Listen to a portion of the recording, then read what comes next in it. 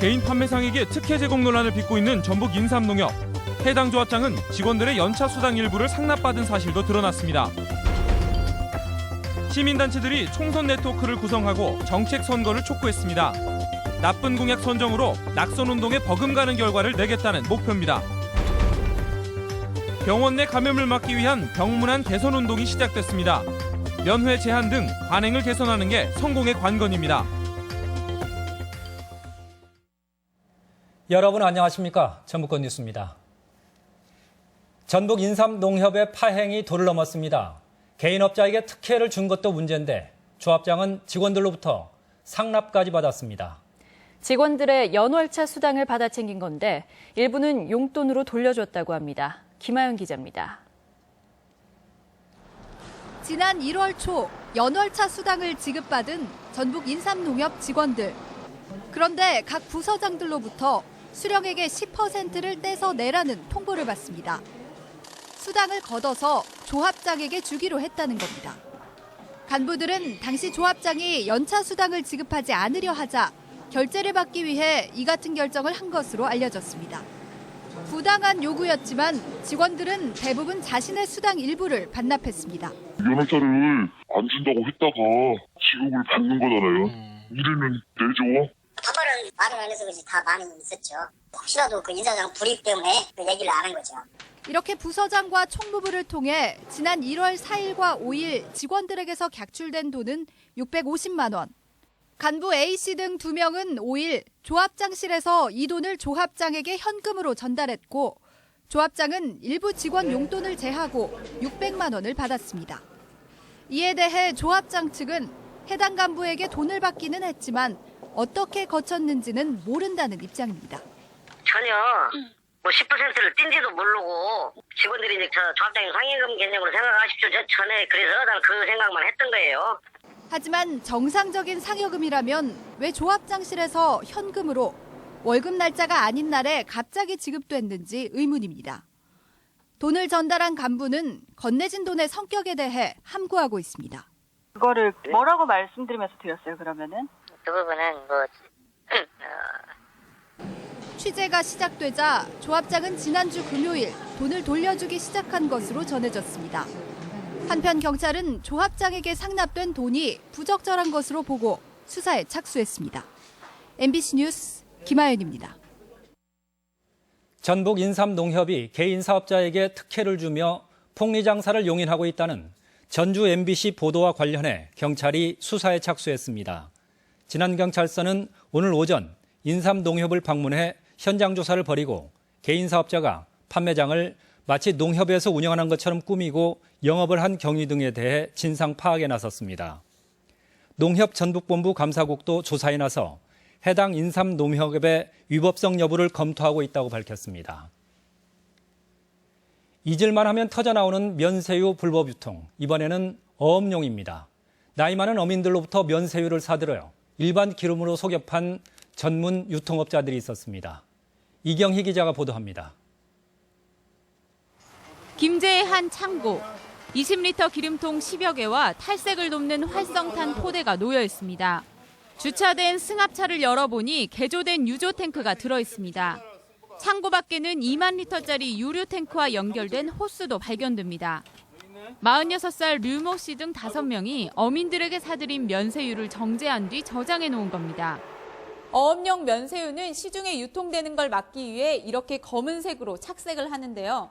이들은 이런 정제 시설을 두고 색을 빼서 유통하는 치밀함을 보였습니다. 이들은 지난해 8월부터 김제와 부안 지역 어민들에게 13만 6천 리터의 면새우를 사들였습니다. 1리터당 7,800원 하는 면새우를 900원에 사들여 1,200~1,300원에 주유소에 판매하는 방식입니다. 이렇게 2억 원 상당을 유통했습니다. 어민들이 너무 그 기름을 쉽게 가져오시는 것 같은데 그러다 보니까 저희 같은 사람이 좀 생겨나는 것 같습니다. 기름을 팔아넘긴 어민들은 대부분 60, 70대의 노인들로 고령으로 어업 활동이 힘들어지자 범행에 가담했습니다. 현재까지 확인된 어민만 13명, 해경은 면새우를 팔아넘긴 어민들이 더 있을 것으로 보고 있습니다. 실질적으로 어업용 면새우를 타가지고 이제 어업을 해야 되는데 어업을 않고 그 기름만 팔면은 쉽게 돈을 벌 수 있기 때문에 지금 계속적으로 지금 판매를 하고 있는 겁니다. 해경은 류 씨를 구속하고 운반책과 어민 등 10여 명을 불구속 입건하는 한편 면세유 공급을 담당하는 수협이 이를 묵인했는지도 확인하고 있습니다. MBC 뉴스 이경입니다. 전주시민회와 정의당 전북도당은 오늘 도청에서 기자회견을 갖고 전북버스운송조합이 교통카드 운영업체 입찰에 현 업체를 포함 2개 업체만 참여하도록 제안했다며 전라북도의 철저한 지도 감독을 촉구했습니다. 전북버스운송조합은 현 교통카드 운영업체로부터 수천만 원의 뒷돈과 제주도 여행 등 향응을 제공받은 혐의로 경찰 조사를 받고 있습니다. 복잡한 정치 현안 속에 이번 20대 총선에서도 정책 선거는 사실상 실종 상태입니다. 남은 기간 정책 선거를 살려보겠다며 도내 시민사회가 뜻을 모았습니다. 이창익 기자가 보도합니다. 총선까지 남은 기간이라야 고작 한 달 반. 국가와 지역을 위한 더 나은 정책을 놓고 표를 호소해야 할 시기지만 후보들의 관심은 온통 공천으로 오로지 당만 바라보고 있습니다. 민주주의를 살리고 정치를 살리고 전북 지역 27개 시민사회단체가 참여한 2016 총선 시민 네트워크는 출범과 함께 정책 선거로의 전환을 촉구하고 나섰습니다. 참석자들은 우선 이번 총선에 그간 전북에서 고착돼 온 독점적인 정치 구조가 깨졌다는 데 큰 의미를 부여했습니다. 30년이 넘도록 행사하지 못한 유권자의 선택이 다시 작동할 수 있는 기회가 될 것이라고 보입니다. 시민 네트워크는 앞으로 정당 토론회를 열고 유권자 중심의 정책을 발굴해 시민의 선택권이 보장되는 선거를 계획하고 있습니다. 다양한 영역에서 끊임없는 활동을 통해 시민이 만들어가고 주도하는 변화를 준비해 왔습니다. 특히 분야별로 헛공약과 나쁜 공약을 꼼꼼히 가려내 누구의 공약인지 낙천 운동에 버금가는 노력을 기울인다는 계획입니다. 유권자들이 선택하지 말아야 될 후보들을 각 부문별로 선정해서 발표하는 작업들은 각 단체가 자유롭게 할 수 있도록 잘못된 정치를 바로잡기 위해서는 시민사회의 노력과 더불어 선거의 주체인 유권자들의 관심이 어느 때보다 절실합니다. MBC 뉴스 이창익입니다. 더불어민주당 전정희 의원은 현역 컷오프의 이의 신청을 제기하고 받아들여지지 않을 경우 탈당 가능성을 제기했으며 지지자들 역시 당의 낙하산 공천을 위한 꼼수에 불과하다며 반발했습니다. 한편 더불어민주당 공천관리위원회는 오늘부터 복수 공천 신청 지역 가운데 현역 의원이 없는 17개 지역 공천 신청자 43명에 대해 면접을 시작했습니다. 공약은 절반 정도밖에 이행되지 않았고 특히 탕평 인사 약속은 무시에 가까울 정도로 철저하게 외면당했습니다. 박근혜 정권 3년 전북의 성적표입니다. 박찬익 기자가 정리했습니다. 지난 2014년 대선에서 박근혜 대통령이 전라북도에 약속한 공약은 7가지입니다. 이 가운데 새만금 사업의 지속적, 안정적 추진과 국가식품 클러스터 조성은 비교적 순탄하게 진행되고 있습니다. 새만금 사업을 총괄 조정하는 새만금 사업 추진 지원단이 신설됐고 국가식품 클러스터는 부지 조성이 올해 마무리됩니다. 새만금 지역에 관한 예산이 대폭 증액되어서 조기 개발되어야만 한중 경협단지 조성이 빨리 진행될 수 있다고 저희가. 하지만 나머지 사업들은 사업이 축소되거나 제대로 진행되지 못하고 있습니다. 고도 익산 르네상스 사업은 국립박물관 승격 위에는 이렇다 할 사업 진척이 없습니다. 지도권 힐링 거점 조성 사업은 올해 처음 국비 50억 원을 확보했지만 영남권과 비슷한 사업에 비해 규모가 훨씬 적습니다. 정읍, 남원 등 동부 내륙권 연결 도로와 부안 고창을 잇는 부창대교는 아직 첫 삽도 뜨지 못했습니다. 영남권과 비교해 규모나 속도면에서 뒤떨어진 지역개발 공약 못지않게 도민들을 박탈감에 빠지게 하고 있는 것은 지역 편중 인사입니다. 박근혜 대통령은 후보 시절 여러 차례 탕평 인사를 강조했지만 현 정부 들어 전북 출신 무장관 시대가 3년 내내 이어지고 있습니다. 인사 탕평은 호남 인물을 30% 정도 쓰겠다. 그런 잣대로라면 정말 거짓말에 불과하고요. 지난 3년 박근혜 대통령이 내세운 공약과 인사에 대한 도민들의 평가가 이번 4월 총선에서 어떤 결과로 반영될지 주목됩니다. MBC 뉴스 박찬혁입니다.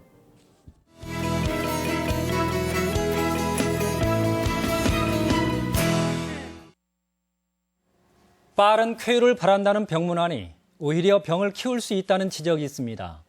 병원 내 감염까지 우려된다는데 진료에도 치료에도 도움이 되지 않는다면 바꿔야 하지 않을까요? 건강과 레저 정진호 기자입니다. 전북대병원 응급센터 입구에는 방문객 안내센터가 있습니다. 최초 응급처치가 이루어지는 이 초기 진료구역에 들어가려면 방문 일지를 쓰고 안내를 받아야 합니다. 감염 의심 증세가 있는 방문객을 위한 격리 진료구역도 마련되어 있습니다. 과목별 치료가 이루어지는 관할구역에는 출입증이 있어야 합니다. 지금 또 메르스 사태 그런 경우도 있고 하니까 일단은 보호자 한 명씩만 여기서 이렇게 교환해서 들어가기로. 중동호흡기 증후군 메르스 사태 이후 병원 내 감염을 막겠다며 도입된 병문안 개선 방안입니다. 일반 병실 방문도 평일 저녁 6시에서 밤 8시까지로 시간이 정해져 있고 가능하면 휴게실을 이용하도록 하고 있습니다. 불편할 수도 있지만 환자들에게도 도움이 된다는 인식입니다. 환자들이 좀 안정감을 좀 갖기 위해서는 그게 좀 필요하다고 생각되네요.